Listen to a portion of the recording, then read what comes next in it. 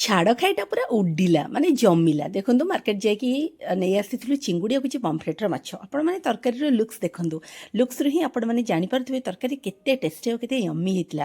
ଆଉ ମାସେ ପରେ ଯେହେତୁ ଖିଆ ହେଉଥିଲା ମନରେ ମାନେ ଅଲଗା ପ୍ରକାର ଆଗ୍ରହ ଥିଲା କେମିତି ଜଲ୍ଦି ଜଲ୍ଦି ରୋଷେଇ କରି ଖାଇବୁ। ତ ଦେଖନ୍ତୁ ଏଇଠି ମୁଁ ବନେଇ ଦେଇଥିଲି ଚିଙ୍ଗୁଡ଼ିର ଝୋଳ ଆଉ ପମ୍ଫ୍ରେଟ୍ ମାଛର କଷା। ତ ସାଙ୍ଗମାନେ ଆପଣମାନେ ଜାଣିଛନ୍ତି ମାର୍କେଟ ଯାଇକି ଆଣିଥିଲି, କିନ୍ତୁ ମାଛବାଲା ଏଇଠି ମୋ ସହିତ ଧୋକା କରିଦେଲା। ଧୋକା କରିଦେଲା କ'ଣ ନା ଆମର ସରଳତାର ସୁଯୋଗ ନେଇ ସିଏ ଠକିଦେଲା।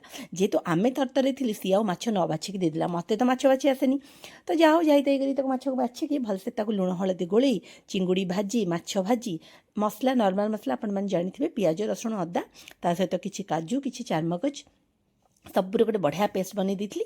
କିନ୍ତୁ ପମ୍ଫ୍ରେଟ୍ ମାଛ ପାଇଁକା ମୁଁ ଟିକେ ଅଲଗା ମସଲା ବନେଇଥିଲି କାରଣ ସେଥିରେ ମୁଁ କିଛି ସୋରିଷ ଆଡ଼୍ କରିଥିଲି। ତ ଆଡ଼୍ କରିକି ପ୍ରଥମେ ଭଲସେ କଷା କଷି କରି ବନେଇ ଦେଇଥିଲି ମାଛ ଝୋଳ ମାନେ ଚିଙ୍ଗୁଡ଼ି ମାଛ ଝୋଳ ଆଉ ପମ୍ଫ୍ରେଟ୍ ମାଛ କଷା। ଦେଖନ୍ତୁ ଏଇଠି ରେଡ଼ି ହେଇଗଲା ମୋର ସବୁ ଜିନିଷ। ଚାଲନ୍ତୁ ଏଠି ଖାଇବା। ଏମିତି ମୁଁ କିଛି ଭାତ ଆଉ ଚିଙ୍ଗୁଡ଼ି ଝୋଳ ନେଇକି ଖାଇଥିଲି, ସତରେ ବହୁତ କେମିତି ଲାଗୁଛି ଆଜି ଖାଇବା?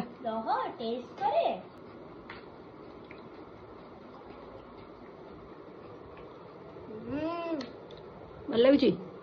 ବଢିଆ ଲାଗୁଛି ମାମା, ଆଉ ଥରେ ବନେଇବୁ। ଶୁଣିଲେ ତ ଝିଅ ଖାଇକି କ'ଣ କହୁଛି। ଯେହେତୁ ସଣ୍ଡେ ଥିଲା ତ ଫିଲ୍ମ ଦେଖିବାକୁ ପଳେଇଥିଲୁ, ଖାଲି ଫିଲ୍ମ ଦେଖିଲେ ହେବନି, ସପିଂ ଫପିଂ କରିକି ପଳେଇ ଆସିଲି। ରହିଲି, ଧନ୍ୟବାଦ, ଜୟ ଜୟ।